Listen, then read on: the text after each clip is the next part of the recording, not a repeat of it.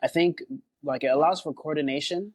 And so if you're able to build community, if you're able to tell your story, if you're able to leverage the technology in the right way, you can really, I think, accomplish whatever it is that you want to accomplish. And you For can do that sure. prior to Web3, but these tools really help to streamline that process and help you find your community in a better Oh way. my God, it's Webby! Webby! Oh, is he live? Are you live right now? I'm live right now. Oh my goodness. Hello and welcome back to the W3bbie Show. This is episode 5. We have made it to 5 episodes of great conversations with amazing people doing amazing things in this Web3 space, tech space, emerging technology space, I guess. And today I have another wonderful guest, as I promised in episode 1.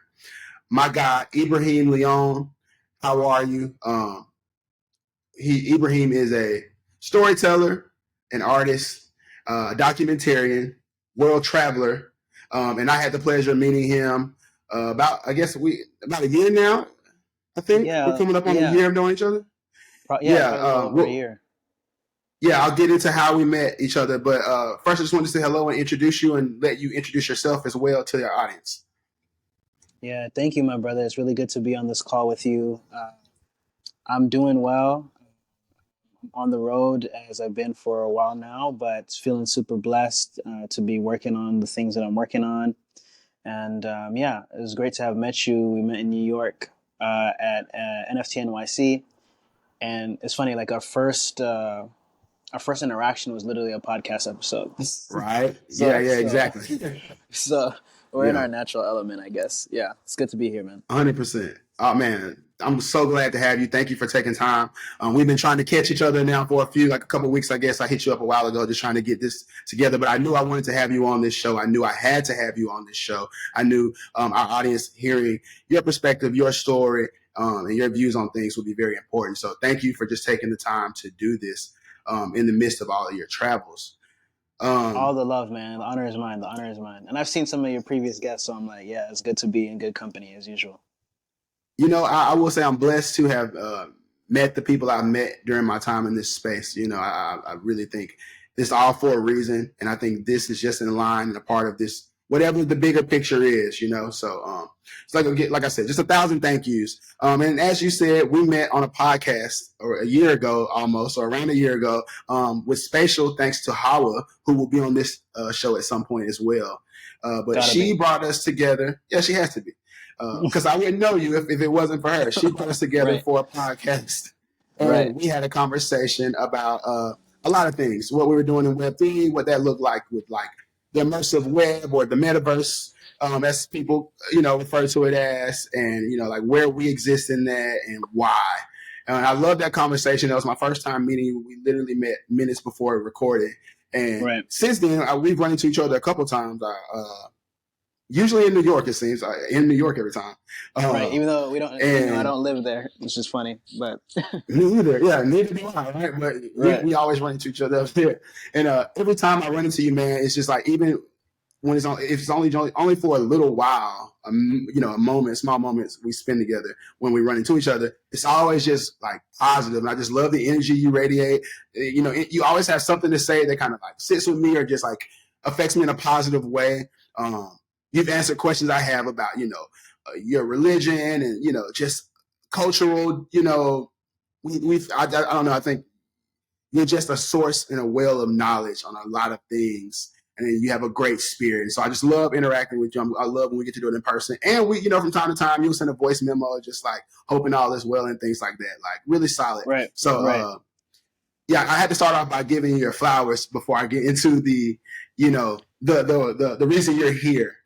And that is because you have been doing, I've known about, I seen your work before I met you. I didn't realize it until hindsight, I think.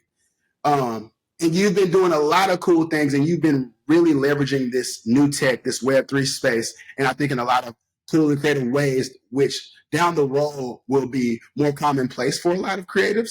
But I think where we are now is kind of innovative and, very progressive and, kind of forward thinking. So I wanted to, before I get into what you're doing now, kind of get a little bit better understanding of what you were doing prior to Web3 and then walk will walk up to Web3, what you're doing now, and then past that. So like creatively, as a creative, as a storyteller, how was life? What was life right before Web3? Like what was your creative, life looking like with your work, your portfolio? Beautiful, beautiful. First off, I gotta acknowledge the flowers that you gave me and really give them back to you, because I really appreciate every time we're able to link. You're someone who inspires me in my journey, and I'm happy to share with you that I've set the intention to start hacking, and Oh, that's okay. Let's go. and that's a big, that's something that I really take inspiration from you on, just the the openness that you have to getting like down and dirty on the technical side and like growing in that realm, right? And like winning in that Mm-hmm. realm as well. So that's something Yes, that I'm sir. excited to start doing. I've been mostly on the story collecting journey, but I'm about to start getting deep into the technical aspect as well. And so I'm going to be hacking, and Mm-hmm. yeah, wanna give you your Awesome. flowers for that. Thank you. I love to But hear that. yeah. But as far as my journey, so I come from, originally my people are from Sierra Leone, West Africa, and I was born in Canada, raised in the Bay Area, California, but I also had formative experiences in places like Yemen, Saudi, Egypt. And the fact that I traveled a lot as a youngin really made me always approach things with a wide open eyes of wonder. So I was always seeing things as a valuable new experience, and so that's when the documentarian in me was born. So I Mm-hmm. remember being pretty young, and just using either a phone camera or my father's cameras to just document things that were happening around me. And so that was something that I've been doing really all my life. And I've also been a poet, pretty much all my life. There was like a traumatic incident that happened in fourth grade, and I remember writing poetry in response to that. And the response that elicited from me and the people around me, just in terms of processing the traumatic incident, I think cemented poetry as a medium for me. Um, I was writing from pretty young. I did illustration from pretty young. I don't do illustration as much, but a lot of what I do is artistic leaning. Uh, and I think a pivotal moment for me, which I may have shared with you before, is was being in Cairo post Arab Spring, and seeing how folks there used art to have political conversation and to spark political conversation. So this manifested in the form of the music and the fashion, but also especially the graffiti. And so I ended up Mm-hmm. getting to know a lot of the artists in Cairo, and I got inspired by them, honestly. And when I came back to the U.S., um, I got into political activism and organizing, and did that for many years. I worked as a fundraiser, as a canvasser, did direct action. Um, did a lot of organizing around housing, around decarceration, around environmental issues, et cetera, et cetera. And something that was always parallel with that was my artistic expression and my storytelling, because it was very evident, and again, especially influenced by my time in Egypt, that like art and the story plays a role. And so, Definitely. when it comes to direct action, for example, there were ways that I leveraged storytelling and the arts to get the message out, to attract the press so that we get the platform that we need, and the pressure can be put on the elected officials to do the right thing, stuff like that. So I was always doing art in parallel, and at some point I started to pour more into it. And then Web3 really was a catalyst for me to not only have it as a medium, but it be something that I eat from, and Mm-hmm. yeah, can sustain myself doing. So that's been the journey. It's been a lifelong journey, and it's always been evolving. And I think Web3 has been a pretty key part of the evolution of my art practice. You know, hearing you say that, and just like identifying as an artist basically your whole life is like this. I feel the same way about myself. People ask me, well, how long have you been an artist? I'm like, my whole life. Like, I've always viewed the world the way I do. I've always expressed myself in creative ways. And hearing you say that, I think that was one of those reasons I could connect with you when we first had that first conversation on the podcast last year. It's like I could hear in your voice, I'm like, there's no separation with you. Like, I could tell like you're an artist. You're an artist's artist. artist. You know what I'm saying? Like, that's just who you are. You're going to create regardless. You know, whatever your interests are outside of art are going to intersect and align with what you're doing anyway, because you don't know any other way to do it. It sounds like, and I identify like, with that for sure, because there's no separation. It's like, I create things. I've been like this my whole life. Like, Right. whether it's somebody put a camera in my hand, or I had a pencil and some paper for a while, or I'm honing, or, making music, it's like, I have to express whatever I'm feeling, whatever the mood is. I have to express it in some way, shape, or form. And I just got that from you in the same way. I think you do a great job of storytelling. I will say that I am such a fan of the way you storytell. And I can tell it's seasoned. Like, this wasn't new. I know there are a lot of people who, are kind of new to identifying as artists who are in the Web3 space, and then Mm-hmm. you can see the artists who are, I've been an artist, and this just happened to be a stop on the journey, and I'm here, and it all aligned perfectly. And I think that's you for sure. So what got you into the Web3 space? Like, what was it? NFTs? Was it crypto? Was it you understanding the blockchain? Like, I always want to know what brought people into this space, and Right. why. Yeah, it was a confluence of all of the above. It's funny. 2020, I had as we're entering 2021, I set some intentions. I try to move an intention and write down my intentions too, so they can be guiding lights in my journey. And I remember end of 2020, I wrote down like I'm trying to get into investing, and I also want to get into expressing my art more because I'm notoriously a hoarder. This is something I'm still working on, but the Same, percentage of same. my work that sees the light of day is crazy. But the ratio has gotten better, and I remember end of 2020, I was like, I need to start expressing and sharing more and stop hoarding so much. And also, I set the intention to get into digital real estate, and at the time, that was domains. But my interest in all these three things led to me being in the right place at the right time. So I was on Clubhouse. I was already like investing in crypto. I was in the domain rooms. I was also in a lot of artistic and creative rooms trying to share my story. And yeah, so when NFTs popped off, I already had crypto, and I was hanging around with some Bitcoin maxis, and they were telling me to sell all my ETH. They were like, sell all your ETH and dump it into BTC. And then I saw Leone. I don't know if you know Leone. I don't think so. She's from Sacramento, originally East African, and she makes some dope art. And she was tweeting on the timeline about NFTs, and like it was tied to Ethereum. And I was like, wait, hold up. And I think the utility like drew me in. And yeah, it was donezo after that. I started off by collecting, Okay. and very quickly became addicted. And the key thing for me there was that as I collected, it never felt like I was giving outside of myself. It Yeah. felt like such a yeah. It just felt right, like me supporting artists that I love, and that whose art I really appreciate, and also an element of just putting my ETH where my mouth is. It's like I'm not only going to support you, but this is a testament to the fact that I believe in your trajectory as an artist. And then me actually helping that trajectory as an artist by supporting with ETH. And so I don't identify as like a big collector. I don't have like a lot of ETH in my vault. I haven't spent a whole like a large lump sum of capital, but I've collected a fair amount. I have maybe like 400 NFTs in total. Wow. And it's been incredible, that journey of collecting. And so I started off collecting, and then towards the end of 2021 is when I started minting my own stuff. But it's been an incredible journey, and it's always, yeah, like the feeling hasn't changed, especially when it comes to Yeah. collecting other people's work. I love that.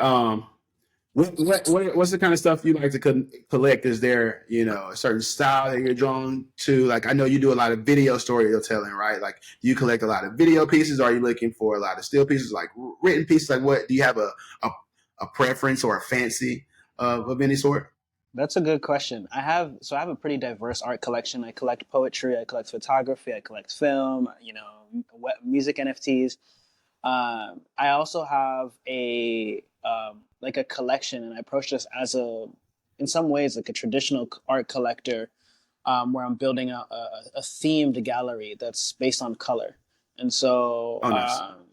I have a color, and I guess this might be the first time that I'm sharing this publicly, but Exclusive.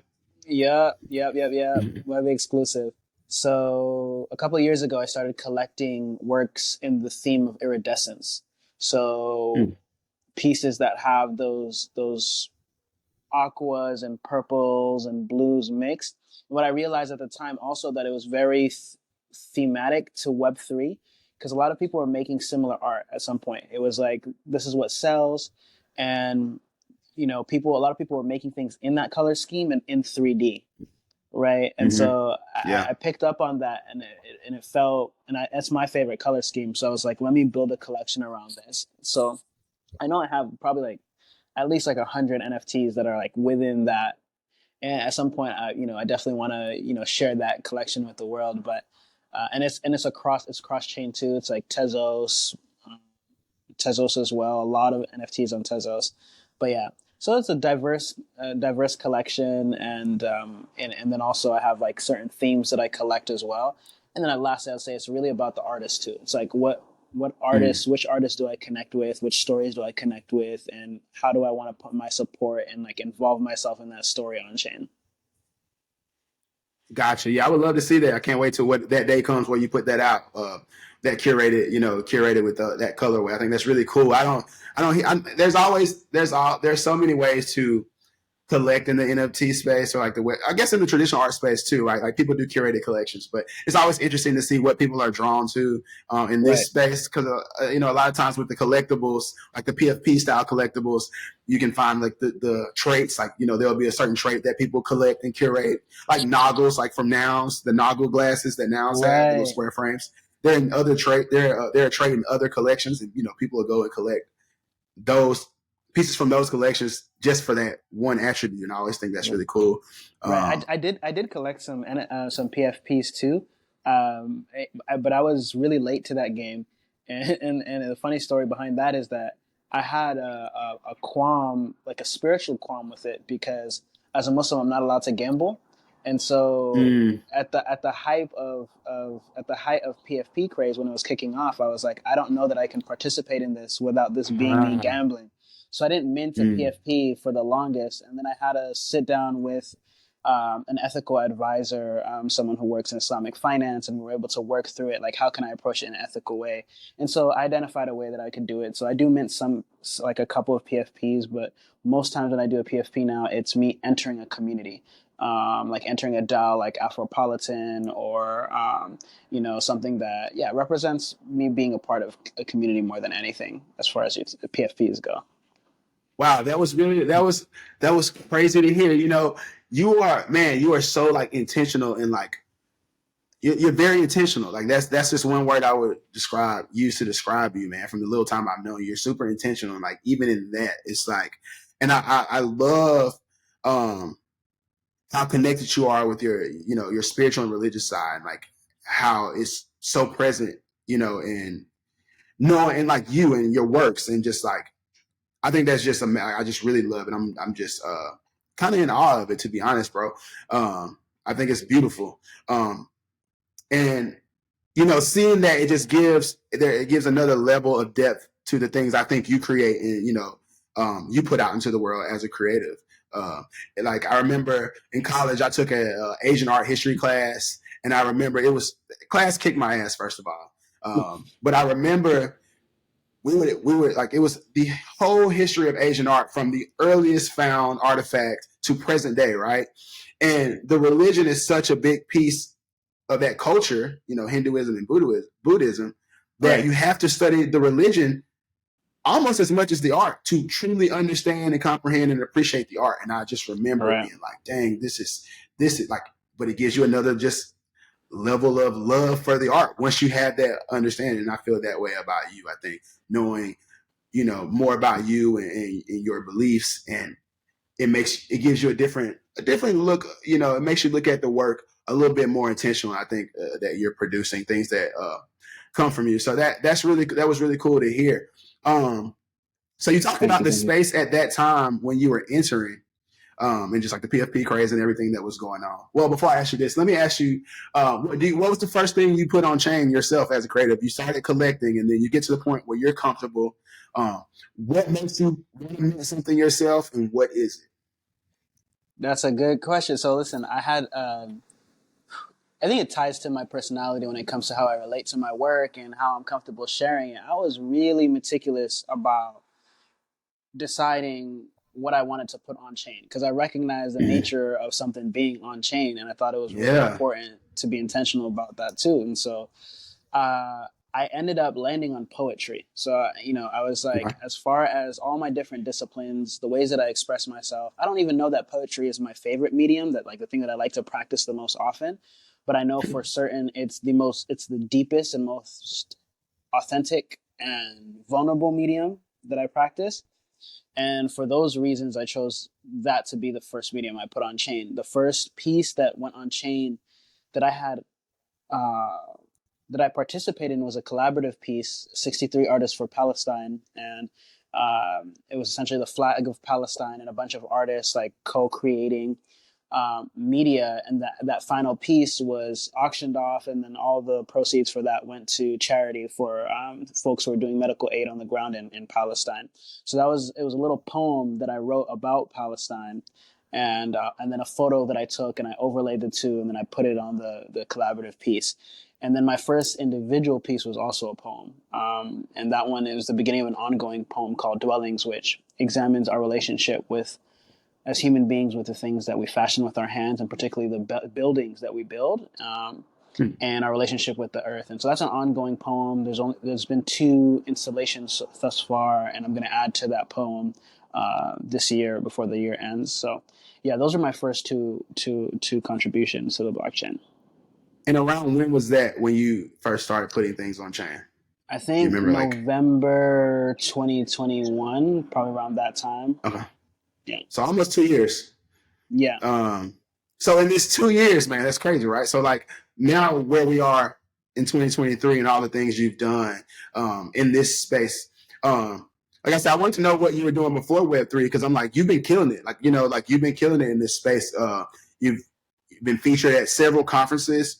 I know you've done rounds where you funded few, projects. You really, gathered your community and ignited your community to fund more projects. I just had Annalisa Moody on for the previous episode, and she was a part of Gitcoin early.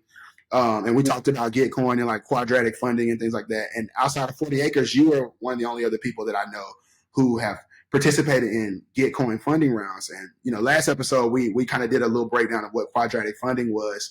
But Dope. So I won't do it again. Yeah, I won't do it in this episode. You can go and watch that if you're confused on what that is, anybody listening.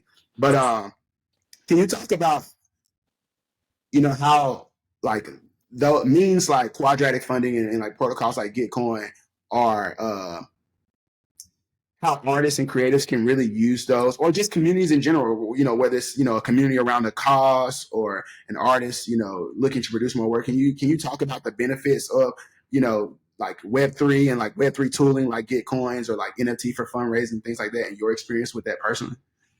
Yeah, absolutely. I harken back to one of the things that really attracted me to crypto and the blockchain in the first place was which was coordination. And something that we haven't talked about is that I've also been heavily involved in the DAO space pretty much since the beginning of my Web3 journey. And so the idea of being able to collaborate and coordinate and, have collective ownership over things has been fundamental to my journey. And the first collection, the NFT collection that I dropped called Homecoming, was a collection of 20 photos from my first trip to Sierra Leone. And I released them with the intention of using the funds from those NFTs to get back to Sierra Leone for a second time and begin working on the project that I'm working on now, centered around cultural preservation. And it's crazy because, I minted those NFTs.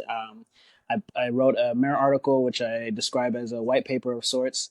And, folks resonated with the pieces, folks resonated with the mission. And so people supported. And so that was the first, really like cool example for myself where I was able to coordinate on chain and have people support me, independent of like a one institution or you know what I'm saying, like Mm-hmm. anything that may have shaped my vision or the way that I approached my vision. It was independent of that. It was just like an artist using art to fund my journey to make more art. And Mm-hmm. so Yeah. that was incredible. That was incredible. And going on to other funding mechanisms like Gitcoin, um, which is also incredible. Like I've been able to sustain myself over the past 3 years, primarily through NFTs and through Web3, and that's been through NFTs, but also through platforms like Gitcoin that have leveraged quadratic funding to be able to fund what matters, and I think that's that's really incredible. I'm also part of the Artisan Fund grant, which is about to kick off in about a week or so, where it'll be another example of me being able to support the work that I do through NFTs, through Web3, and so I think like it allows for coordination. And so if you're able to build community, if you're able to tell your story, if you're able to leverage the technology in the right way, you can really, I think, accomplish whatever it is that you want to accomplish. And you For could do that sure. prior to Web3, but these tools really help to streamline that process and help you find your community in a better way. Yeah, that's the word, man. It streamlines it. It's not that when I talk to creatives who aren't in the Web3 space, like, a lot of my friends are artists, um, and and a lot of my friends, have been artists for a long time because I was an artist. I've been an artist my whole life prior to Web3. But my friends who never made the jump to Web3, who are creators, and I talk to them about it because I'm constantly trying to get people, yo, just come check Of course. these tools out. Like, come check out what's possible.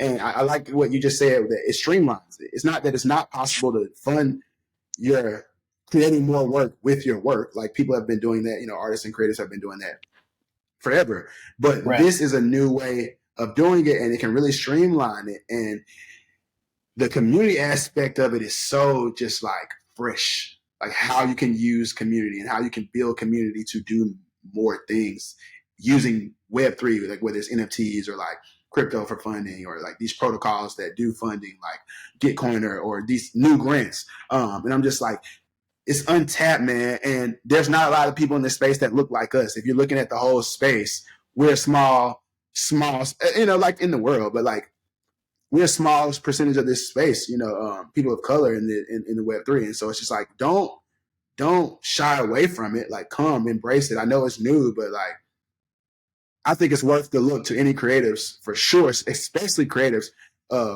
Web3 NFTs, just utilizing the blockchain in your mission as an artist is definitely worth at least the look in, an experiment or two.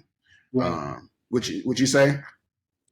No, I was just saying, right. Yeah. Like, I think it's really Yeah. important. And, I try not to put pressure on folks around me to like adopt, right. And like, Mm-hmm. integrate it into your life. But my key thing is like, I would love for everyone to at least learn a little bit about Yeah. it and experiments, at your own pace with using it, because we Mm-hmm. get outflanked by corporations, and that doesn't sit right with me. So it's like, use the technology before the technology uses you, or someone else is like leveraging the technology Mm. and then you don't have an understanding. So there's just like this pocket, and I believe we're still in that window for our people to take advantage of this like emerging tech, right? And then the 100%. caveat there too is that I think when you look at adoption, there is no crypto adoption without Africa, right? Like, you have to look outside the Western lens as well. So, I'm in Asia right now, and like, I came here intentionally as well. Like, I wanted to see what it looks like as far as crypto adoption in this region. And I have a friend, Yosef Ayeli.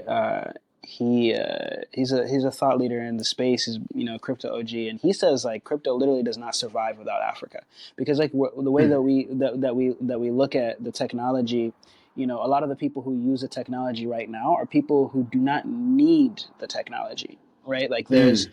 Yeah. it's a casino for some folks, it's an investment for some folks, but in terms of a revolutionary technology that addresses material needs of the people, like, Africa is pivotal. And when you look at crypto adoption in Africa, it's actually crazy. Like, the amount of people who are Mm. using it and who are skipping the whole infrastructure level of like, hardwired internet and like traditional bank systems. Like, they're going straight to, we talk about the Mm-hmm. global South. Latin America, South America. So there's so much. I feel like also that we need to think about when it comes to like what problems are we solving with crypto, and that's also Mhm. where I feel like our people need to be involved, because if we're not using the technology, if we're not innovating with the technology, then yeah, the technology is being used for some surface level stuff, some cool stuff, exciting stuff, but not necessarily revolutionary stuff. So that's another thing that I Yes, think is sir. key when it comes to adoption from our communities. Yeah, no, man. Last episode we talked. I guess the last couple episodes I've been talking about the regen movement in the Web3 Mm, space, right? mm. Because most people on the outside, I think, at mass think of degenerate kind of things when you think of Web3 crypto NFTs because of the bull run, right? Like you said, it's people who don't need it. So they're just being degenerates. They're just doing whatever, right? You're good regardless. But now there's this movement of regenerative ideas and things going on. These people who want to use this technology to do good for the world. And that's growing. That's getting louder, I feel like. And it's really cool.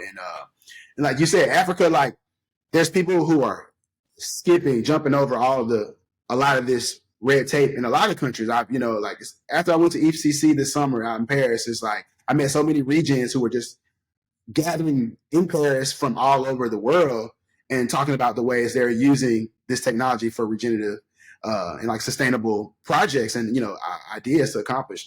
And there was a project I do some work with Thurgood Marshall College Fund, and they Thurgood Marshall College Fund is a nonprofit that supports HBCU students for like their professional development. And I go do some work with them at their pitch competitions. They do these business pitch competitions, and there was a student. A lot of my work personally is tied to like just informing and educating on this type of tech. Whether it's immersive web, blockchain related stuff, NFTs, web, the whole Web3 umbrella. And it's always cool because it's a week-long competition. The students go to sessions every day and they get to work on their projects together in groups. And then on the last day, they do these business pitches to the audience and like judges, and they get, prizes for it. But it's always cool to see how some students integrate Web3 into their projects as the week goes along after they've gone to these sessions where we've educated them on these things. One project from last May, the competition they had that I was at, they were trying to solve the water problem in Africa. A couple of the students in that group were from Africa, and they were talking Mm. about issues with clean water and how you could use a DAO to do this as a community and not have to wait for government assistance and all that. And I just remember working with them as they were trying to workshop this idea, and us, me giving like just dumping information because I was so excited to hear this was your idea. And, I'm like, this is a real solution. This is something that could go Right. on past, this competition. Hopefully they're still working on it. I need to check in with them. But I remember introducing them to, I don't know if you know Sharufa. Um, Mm. I don't think so. she's, No. she's a, she's a thought leader in this space for sure. I know she does a lot of work on the near, uh, blockchain. And she's doing some projects buying land down in Africa, of course, using DAOs and just like a lot of this tooling. So yeah, I think it's great that I love hearing that people in places that need this technology are getting access to it and are jumping in to use this technology and leveraging this type of technology to solve real issues, not just to have fun and like fill up their pockets, but to solve true issues in the world. Right. Where there's been so much friction in solving them previously before this technology. Right. Yeah, that's beautiful. And you said the adoption in Asia is pretty solid as well. Russ is in Asia. He's in Vietnam. He's been out there for about a month. We interviewed him on episode 2, and he's out there for the same thing. People are just kind of doing that research out there. It seems right now. What's your take on it? And you're in where are you at in Asia? I'm in Singapore right now. Singapore. I'm in Singapore right now, and my whole trip really started with I left from New York, and then I went to Korea, and then from Korea I went to Indonesia. From Indonesia I went to Australia. From Australia I went to Korea again, and then from Korea I came here, and I'm hoping to go to 2 more countries in the region before I come home. Okay. But yeah, the adoption here is crazy. So Mm. what took me to Asia in the first place was I was invited there for here for a DAO conference. called Soulbound, and it was about shifting the narrative and the perspective and the approach to crypto from like a Western to an East. It was like a West meets East. We had like Asian philosophies and DAOs. We had like local politicians pulling up from different parties and talking about applications of the crypto space. Like regulation is, in my opinion, is, even though it's still a mess, as regulation is everywhere, it's like a lot further ahead than like say the US, for example. So it's like a very attractive market. The adoption is crazy. Like I spent time living in a hacker house in Seoul, South Korea, and called Nance. And Nance they have 5 houses, where people live and build, and so it's like a neighborhood. And there's in that neighborhood also, like, you have people who have gone through Nance and then have created their own products and companies, and so you have like DSRV. They have like 2 buildings in the neighborhood too. So there's like a lot of innovation that's happening, a lot of like use cases that are happening that are relevant to the region, that are relevant to that is relevant to the economy, to the financial system. And I would say, like, again, ahead of where we're at in America, in my opinion, in many regards, and I don't feel like it's fair or the right way to approach it is to like try to do a copy pasta, or like, be like, yo, what's happening here is what should happen here, and like try to like export, our culture of crypto, because like there's a rich culture here and in this region already. So it's been really dope to see, meet with teams, collaborate, attend events. It's really incredible to see what's happening in this region, and inspiring too. Yeah, that's dope, man. That's the big thing about traveling, right? Like the inspiration that you get from just seeing what other people in the world who have a different walk of life are doing. Right. Yeah, you said it's cool to hear that you spent some time staying in the hacker house. I love hacker houses. That's why I stayed in Paris. I stayed in the hacker house in New York earlier this year, thanks to her DAO. Hey, I met someone from her DAO actually in Seoul. Her name is. Was it Tracy? Is she from the UK? Yes. Yeah, I met her. Tracy is. I love Tracy. I love Tracy. Tracy is the dope. I'm gonna have Tracy on the show. I love Tracy. That's how I got the grant to come stay in the hacker house in New York, was because of Tracy, and it was cool because it's her DAO. It's women focused, but they took me in. It was great, man. It was such a cool experience. Like. And it was just great meeting all these badass women who were in the tech space, like just going crazy. And I'm like, this is wow. I'm like, this is a house full of women who are like, there was a mother, daughter, and grandmother who were at the house, both women, and all of them have been in tech. And the daughter was at Howard. Her mom had been in tech for years. Her grandmother was in tech. Her grandmother was talking. Me and her had conversations about like blockchain and crypto, all these things. And I'm just like, wow, like. There's 60-year-old women who are in the house, Black women who are in the space, and they're jamming on projects, they're like, this, for the hackathon, it was just like, it was so beautiful, bro. It was, man, like, it was so beautiful. I'm like, this is the vibe right here. I'm so glad I got to come be a part of this and like see this. I needed to see this. Like, this is inspiring.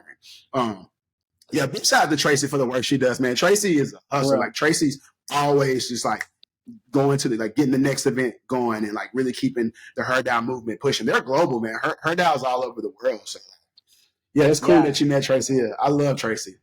Nah, she's super dupe. I loved her energy, like her tenacity, and then like I met people in Seoul, like who knew her and were like doing work with her DAO. I like some of my friends actually like traveled with her, I think, to Singapore after Seoul. So it was dope. It was dope to see her and the work she's doing. And I'd love to interface with her DAO more because I think it's important work. Yeah, no, definitely. And I don't know if you're hip to Disruptor DAO. Disruptor DAO was one of the sponsors for that hackathon I was at with her DAO. And they're another women-focused DAO. They were actually just at Afropunk in Brooklyn when I was in New York last month. They were a vendor at Afropunk, and it was just cool seeing a Web3. Yeah, it was like a Web3 presence at Afropunk, right? And it's women. It's a women-led Web3 presence. It's the only Web3 presence. And I was like, this is beautiful. Like, I love seeing this. I went and talked to them, and it was dope. So yeah, shout out to her DAO, shout out to Disruptor DAO for sure. Anybody listening, if you're a woman, you're looking for a tribe or community, definitely start at those two communities. So we talked about NFTs. We touched on DAOs a little bit. We're both very bullish on DAOs. I participate most heavily in Lil Nouns right now. I really like Nouns DAOs, and that whole model Congratulations and again. Did blueprint. you make your pick? We did get awarded for the marketing prop, and we have there's a dev round going on right now that we're getting ready to submit another prop in for Let's that. So go. yeah, thank you, man. Yeah, we did. That was our first win in a DAO. Like it was a small win, but a big win. You know, if you like, because Yeah. decentralized governance isn't as easy as you think. It's a lot of politicking you have to do a lot of time on Right. these things, Again, right? coordination. Yeah, you gotta be good at it. Let's just call it a little win. A little win with little nouns. Yes, sir. but That's which one perfect. did you pick? I'm curious. Like, did y'all go with like the bomb noun or the duck noun? I ended up actually. So they had those NFTs they gave us to choose from originally. There was a multi-sig that like a bunch of people who they were trying to coordinate and couldn't coordinate with to give them. So they had to go to another treasury, and we got a hot dog little noun. Okay. It's in the WebBee server in the Show Your NFTs Okay, I'm channel. gonna If you go get a check it out. chance. I'm gonna go check it out. Yes, it's a little hot dog now. And to people who don't know what any of that is, we basically got another governance token in this community. So we gain more influence in this community as far as being able to vote on things that are going on. Each in DAOs, those tokens are power to an extent. It's your voice, right? You get a voice. You get a say so in what this DAO is doing, this organization is doing. You use those tokens to do that. So yeah, we gained another token through that prop, and yeah, we're looking to do the same with this dev round. There's a lot of talent in these DAOs, so like it wasn't easy. Like it was only 5 awards given, and we got 5th. We slid in at the end. Love that. There were some good props in there, and it was all about just marketing the DAO because it's decentralized, but somebody still has to do this marketing. Somebody has to do operations. Somebody has to do the social, right? And like to people who aren't familiar with DAOs, all of that is chosen and decided on within the community by people in the community and voted on with these tokens, which is just really cool, Right. And there's DAOs doing all kind of stuff. There's DAOs who own, sports teams now, and like they talked about the Declaration of Independence last year or a year or two ago, like just organizing on chain. I think that's really cool. The last thing I want to touch on before we wrap up is AI, because you and I love when you pop in the WebBee server and get in the Midjourney channel and get to prompting AI images. I've been watching your journey with it, and we've had conversations. We've talked as you were preparing to get into the whole AI art kind of medium. Early on, I remember us having conversations about like just approaching things and like how does this work design wise with prompts in comparison to like other sections of designs, if you will. So like, how do you think it's affected your work so far, or you as an artist and a creative so far, and where do you see your relationship with AI going as a creative down the road? Yeah, I gotta shout you out, man, because like early on in my AI journey, you helped me significantly, giving me some tips, how to Got you, leverage man. Midjourney, you know what I'm saying? Gave me a space to do it. Um, so yeah, I'm grateful for that. So when it comes to AI, I am I'm neither an alarmist or an accelerationist. I'm probably somewhere in the middle in terms of, I think it's a beautiful tool that we should be leveraging and using. And I think it's also something that we should exercise caution with and like use in an intentional way. And also be aware of like how it can disproportionately affect different communities. But for me in my creative practice, AI has been incredible. One of the ways that AI has been helpful for me is I'm an audible processor. So like when I am working on something, it's very helpful for me to talk through what I'm working on. And that's when it really comes to life and it's able to cement, and I'm able to also be like, okay, no, actually that doesn't resonate, and like tie it out. I can't just do it all in here.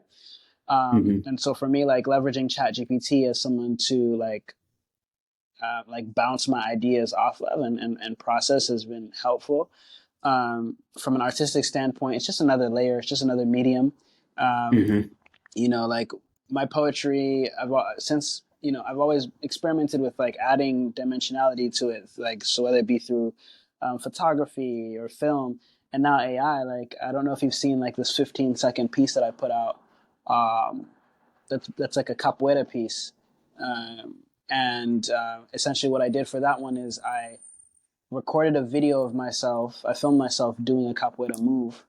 And for those who may not know, capoeira is an Afro-Brazilian martial art that Mm-hmm. was invented by enslaved folks in Brazil, Africans in Brazil. And so I recorded me doing one of those kicks, and then I wrote a poem, and I overlaid it with AI to fit a theme. Like, I was trying to create a biosphere, working towards a biosphere theme. And so was taking inspiration from a couple of places of like, how can I make this look both, you know, in a way futuristic, but also like timeless, and also play on the visual of someone who is like integrated with nature.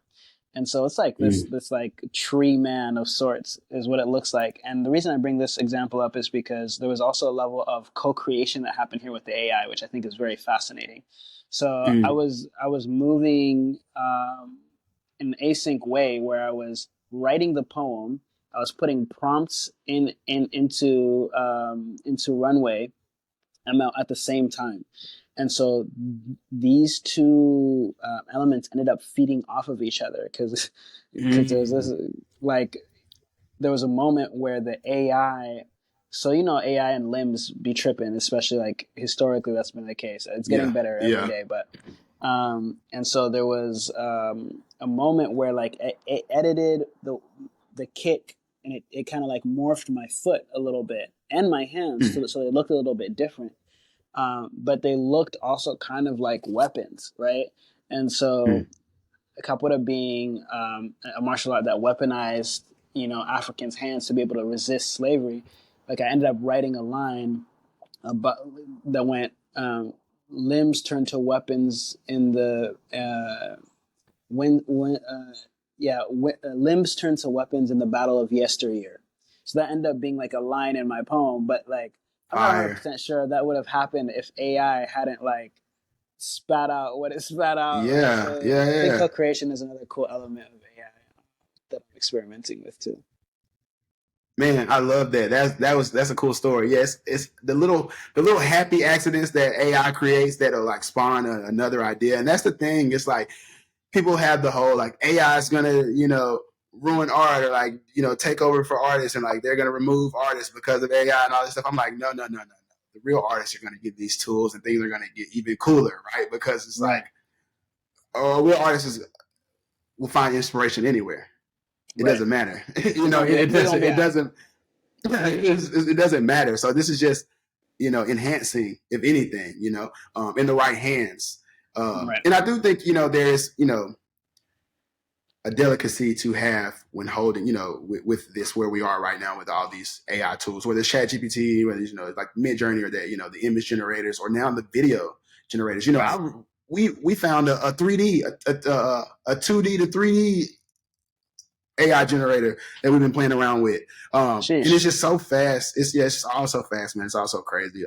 It's exciting. I will say I'm excited, but in the back of my head, I'm always like, I hope this doesn't end. I hope this doesn't end like Right, just right. worst case scenarios. Like, like all the movies, all the sci-fi movies, it's like a Right, small percentage of like, maybe. right. And here's But another thing, like that just like a quick thought on this. And I don't know that I've verbalized this or even like thought this specifically in this way before, but I guess part of my hesitancy is, the as human beings we like to deify things, right? Like, we live in a highly materialistic society, and as the quote unquote powers of AI grow, I see folks deifying AI as well. And even when you like listen to some of the accelerationists and the folks who are like innovating and doing really cool stuff, like they use very spiritual language, which is kind of crazy to me. Like, Yeah. People will actively, you know, talk about, yo, I'm trying to create a god, like trying to create an omni, Yeah. and so, you know, I think that's one of my biggest, like, one of the biggest things that I'm watching out for and trying to be intentional about in my practice, because yeah, I think like with technology, like we have to recognize them as tools, but then also acknowledge how like tools can be misused. And even with like crypto, like it's been a journey of trying to balance, you know, like, okay, how do I not become hyper fixated on the materialistic? I love the blockchain. I love the provenance of the blockchain. I love the immutability, but like even the term the blockchain lives forever is not something that I identify with, you know, because I like just on a spiritual level, like, you know, I don't believe that anything really does. So, you know, besides God. And so again, I think it's like, for me, it's like about how do I ground myself spiritually as I interface with these technologies so that they don't overwhelm and like take on a life of their own. And then just, you know, people end up worshiping, you know, the things that we use. So that's just, you know, something that just came up for me. I thought I'd share. No, that's super real, and thank you for sharing that, because you're right. Like, it could get out of hand like that very, you know, on a mass scale very easily. I could see, you know, just it's like with groupthink and how things are these days, and just like how this technology is going. This is new technology. You know, I thought Google was like the greatest thing ever on the technology, kind of like you can answer whatever. But like now we have this AI thing, and I could just see everything you're saying. Like I can see that's a part of that. This could go left. You know, like this is cool right now, but this could go left. So yeah, it's just something to be you know aware of, and I think that's great that you got to share that. I hope our audience really received that and that soaked in. Man, I've held you for a good amount of time. I really appreciate it. Like I said, you know, from the jump, I'm glad we got to do this. This was everything I knew it was going to be, which is why I was like, I'm going to get Ibraheem on this podcast. And I needed to have you early. I wanted you in here early. We normally play a little game, but we've run a good time, and we don't have a sponsor for this episode because the prop for Lil Nouns was only 4 episodes, and this is episode 5. So if anybody's watching or listening and you want to sponsor this amazing podcast where we're amplifying these voices in the space, you know, holler at me, find me. I'm not hard to get in touch with because we're looking for sponsors, so we can keep doing this and, you know, bring it even at a better quality, ideally. But yeah, man. So I just want to thank you for your time, man. I want to thank you for your conversation. I want to thank you for your insights and sharing your journey and your story with our audience. Can you please let people know where they can keep up with you, find you, all that good stuff on socials? Absolutely, absolutely. So first off, I just want to, yeah, thank you for having me on the show. Yeah, it's an honor to make it in early, you know, because I believe that this is going places. Thank you. And I'm happy to talk offline about, like, you know, Gitcoin and other ways that I feel that this podcast and just Webby generally can be sponsored and like supported into the future. Yeah, you know, folks can find me on social media. I'm sure you'll like link it, but Ibraheem Leone, IBRAHEEM LEONE, on all Web2 social medias, Instagram, you know, Twitter, etc. But if you want to find me on Web3 socials like Lens, Farcaster, etc., it's just Ibraheem, IBRAHEEM. So yeah, stay connected. You know, I'm working on a lot. I have some stuff that is about to become more public, ways to get involved, ways to support what I'm doing. And so yeah, just follow me and stay tapped in. No, definitely follow Ibraheem if you're listening or watching this, man. Like I said, great storyteller, like an amazing storyteller, man.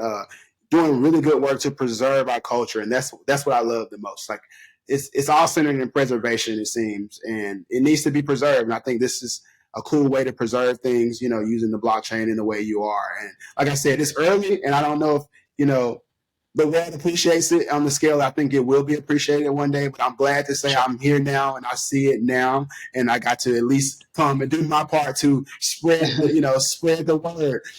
So yeah, thank you a million times, bro. And I will talk again soon. Yes, I look forward to it, brother. Oh my God, it's Webby! Webby! Oh, is he live? Are you live right now? I'm live right now. Oh my goodness.